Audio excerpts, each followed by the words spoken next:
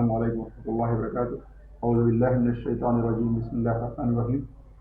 ناظرین، صحت کے معاملے میں جیسا کہ ہم نے پہلے بتایا ہے اور بہترین پروگرامس آپ کے سامنے پیش کرتے جا رہے ہیں، آج ہمارے ساتھ حکمت سے تعلق رکھنے والی ایک شاہی خاندان سے وابستہ شخصیت ہمارے درمیان میں موجود ہے۔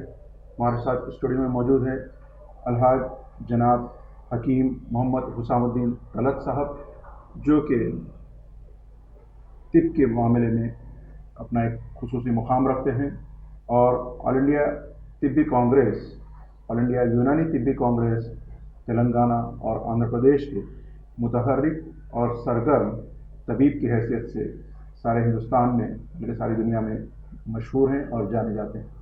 آپ کا تعلق خاندان طبی جن کے پردادا میر عثمان علی بادشاہ کے طبیب تھے، جناب حکیم رحمت اللہ صاحب مرحوم، اور آپ کے دادا جناب حکیم محمد حمید الدین صاحب مرحوم سے آپ نے فن طب حاصل کیا ہے اور فن طب آپ کو ایک معنوں میں وراثت میں ملا ہے۔ آپ کی مختلف دواؤں کے ذریعے لاکھوں ہزاروں مریض شفایاب ہو چکے ہیں اور مختلف امراض میں، کہنہ امراض میں آپ کا جو علاج ہے وہ بہترین انداز میں لوگ اس سے مستفید ہوتے ہیں۔ ہم آپ کے بہت بہت مشکور ہیں، ممنون ہیں کہ آپ نے اپنا قیمتی وقت ہم کو دیا ہے۔ میں آج کے اس پروگرام میں آپ کا خیر مقدم کرتا ہوں ناظرین کی جانب سے، اور میں ناظرین کو یہ بتاتا چلوں کہ آج ہم نے جو عنوان اس ایپیسوڈ کے لیے چنا ہے وہ ایک بہت ہی اہم اور پیچیدہ مسئلہ ہے، یعنی کہ بواسیر۔ حکیم صاحب، ہم یہ چاہتے ہیں کہ اس کہنہ مرض میں لوگ جو پریشان ہوں اس بارے میں ہم تفصیلی روشنی ڈالیں تاکہ اس مرض سے جو پریشان حال لوگ ہیں وہ شفایاب بھی ہو سکیں اور ان کے جو سوالات ہیں ذہن میں اس سے ان کو تشنگی حاصل ہو ان کے جوابات۔ سب سے پہلے میں یہ جاننا چاہوں گا کہ یہ بواسیر مرض کیا ہے اور یہ مرض ہوتا کیوں ہے؟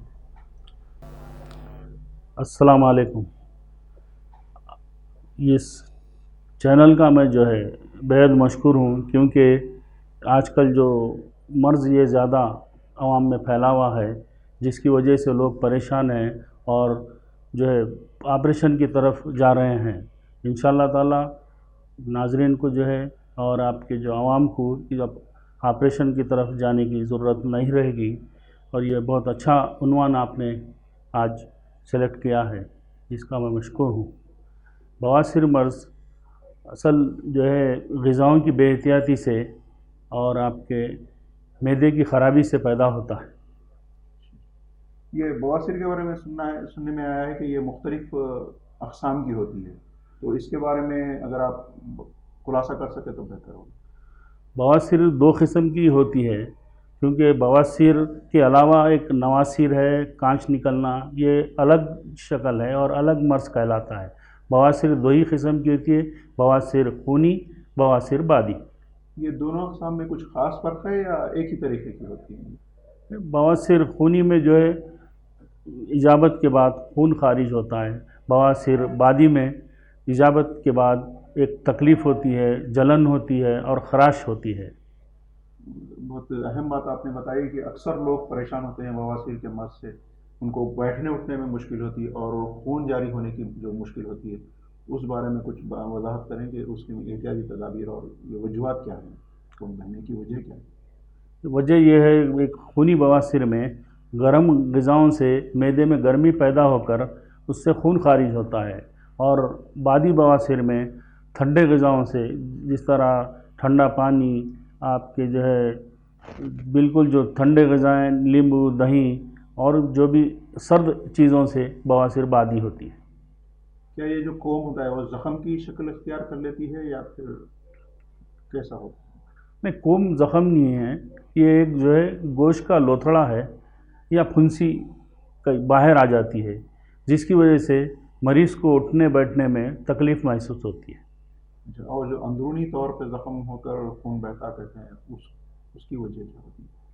جو پھنسی باہر آ جاتی ہے یہ ایک قسم آپ نے بتائی، اور ایک اطباء کہتے ہیں کہ اندر ویسے پھنسیاں بن جاتی ہیں، جو رگڑ کے فضلے کی نکاسی کے وقت رگڑ کی وجہ سے خون آتا ہے؟ جی ہاں جی ہاں، وہ رگڑ کی وجہ سے اس لیے آتا ہے کہ وہ خون جب اجابت جب سخت آتی ہے تو جب اسی وجہ سے جب سخت ہونے سے آنتیں نازک ہوتی ہے، اس کو رگڑا کھا کر جب باہر آتی ہے تو اس کی وجہ سے خون آتا ہے۔ اچھا، یہ دونوں قسم کی بواسیر میں خون آتا ہے یا کسی ایک قسم کی بواسیر؟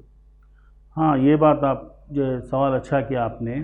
کئی حکمہ بھی اس سے پریشان ہیں کہ جو ہے تمیز کرنے میں بواسیر بادی ہے یا خونی ہے، دونوں میں خون آتا ہے، لیکن جو ہے فرق یہ ہے بواسیر خونی میں جو خون آتا ہے اجابت نرم ہونے سے آتا، نرم ہوئے وقت بھی آتا ہے، لیکن بواسیر بادی میں اجابت سخت ہونے سے جب خون آتا ہے اور جو ہے خراش ہوتی ہے، تکلیف ہوتی ہے۔ اچھا، جیسا آپ بتا رہے ہیں کہ یہ جو ڈائجیشن سسٹم سے، میری جہاں تک سمجھ ہے کہ ڈائجیشن سسٹم سے اس کا بہت بڑا تعلق ہے، تو کیا اس ضمن میں اگر آپ وضاحت کر سکیں گے کیا ہم کو غذاؤں پر توجہ دے کر اس کو کنٹرول کیا جا سکتا ہے یا کچھ خصوصی طور پر ہم کو پرہیز بھی کرنا چاہیے؟ ہاں بالکل، یہ غذاؤں کی بے احتیاطی سے یہ مرض ہوتا ہے، جیسے کہ آلو، اروی، بیگن اور آپ کے جو ہے دوسرے یہ مسالے کے سالنیں اور آپ کے جو ہے یہ بڑے کا گوشت بھی اس کو ذرا متاثر کرتا ہے۔ یعنی روزمرہ کی روٹین میں جو انسان ہوتا ہے اس میں خصوصی طور پر آپ اگر کچھ کہنا چاہیں گے کہ کون سی غذاؤں سے پرہیز کرنا چاہیے، جیسے جنک فوڈ وغیرہ استعمال کر سکتے ہیں یا اسے احتیاط کرنی کو، گرم غذائیں ہیں، چکن ہے اور جنک فوڈ زیادہ ہے تو اس سے بھی کیا فرق پڑتا ہے؟ جی ہاں جی، آج کل جو جنک فوڈ، چائنیز فوڈ جو آیا ہے اس کی وجہ سے بھی معدے پہ کافی جو ہے بوجھ پڑ کر اس میں خرابی پیدا ہو رہی ہے، جس کی وجہ سے بیماریاں پیدا ہو رہی ہیں۔ تو زیادہ تر جو ہے آپ جو ہے نرم ثقیل غذائیں لینے سے زیادہ اچھا رہے گا، یہ مرض سے دور رہ سکتے ہیں۔ اچھی جلد ہضم ہونے والی غذاؤں سے اگر ہم زندگی گزارے تو بہتر ہوگا، آپ کا بولنا؟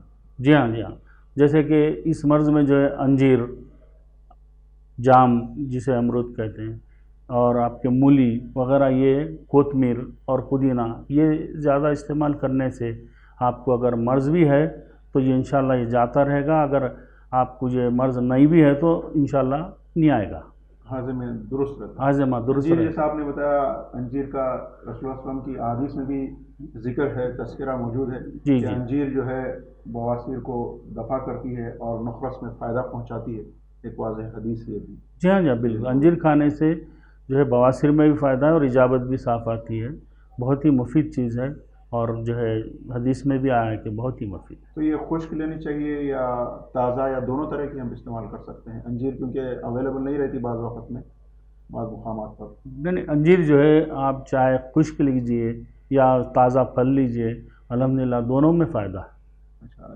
یہ ایک اہم بات ہے کہ جن مریضوں کو آسانی کے ساتھ انجیر مہیا ہو جائے، جام مہیا ہو جائے، مولی مہیا ہو جائے تو اس مرض میں بہت افاقہ ہو سکتا ہے۔ تو حکیم صاحب، جیسا آپ نے پہلے بتایا کہ مریض کو آپریشن کے لیے جانے کی ضرورت نہیں ہے، جیسا دیکھنے میں آیا ہے کہ بہت سے مریض پریشان حال ہوتے ہیں اور ایلوپیتھی میں تو اس کا علاج آپریشن ہے، اس کے بعد مختلف مراحل سے تکلیف میں پھر بعد میں بھی پرابلم ہو سکتا ہے۔ تو کیا طب یونانی میں، حکمت میں اس کا مؤثر علاج موجود ہے؟ اگر ہے تو کچھ آپ وضاحت کریں، روشنی ڈالیں تو بہتر ہوگا۔ الحمدللہ طب یونانی میں آسان علاج اس کا موجود ہے۔ ایک تو جو ہے آپ کو دوسرے، اگر آپ قریب ہے یعنی ہمدرد کی دواؤں میں بھی آپ کو جو ہے ہمدرد کمپنی کی دوائیں سب سے بہتر ہے، اس میں آپ اگر خونی بواسیر میں اگر آپ استعمال کرنا چاہتے ہیں تو معجون مقل اور آپ کے ہمدورائڈ کیپسول اور شربت انجبار یہ کر سکتے ہیں، اور بادی بواسیر میں جوارش بزباسا، جوارش کمونی اور جو ہے حب بواسیر بادی یہ استعمال کر سکتے ہیں۔ لیکن ہماری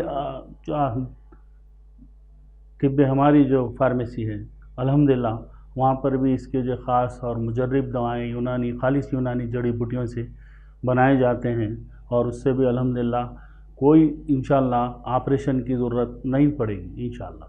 ناظرین، آپ کو یہ بتاتے چلے حکیم طلعت صاحب کے तलत यूनानी फार्मेसी भी है जो चारमीनार के बिल्कुल दामन में मौजूद है। आपकी भी बनाई हुई दवाएं बहुत ही असरदार हैं। हकीम साहब, जैसा आप बता रहे थे कि आपकी मतब में क्या इसका मौसर इलाज मौजूद है या पेशेंट इसमें शिफायाब होते हैं? आपका तजुर्बा क्या कहता है? अल्हम्दुलिल्लाह अल्हम्दुलिल्लाह, अल्लाह का शुक्र है। कई मरीज़ जो ऑपरेशनों से बचे हैं अल्हम्दुलिल्लाह उनका इलाज हुआ है, बवासीर बादी में, बवासीर खूनी में, दोनों में अल्हम्दुलिल्लाह हमारे पास जो है खालिस यूनानी जड़ी बूटियों से दवाएं बनती है और मुजर्रिब दवाएं बनती हैं। कई खालिस नुस्खे जात मौजूद हैं। नाज़रीन, हम आपको ये बता दें कि अगर आप दीगर अतिबा से भी इलाज करवा रहे हो तो किसी माहिर तबीब के ज़रिए इस मर्ज़ का इलाज करवाएं, क्योंकि ये मर्ज़ बहुत ही तकलीफ़देह होता है और इसमें एक बात ये होती है कि लोग बोलते हुए शर्माते हैं। खुसूस कर देखने में ये आया है कि जब शुरू होता है तो इस मर्ज़ को शुरू के दिनों में लोग बोलते नहीं हैं और ना उनको पहचान होती है।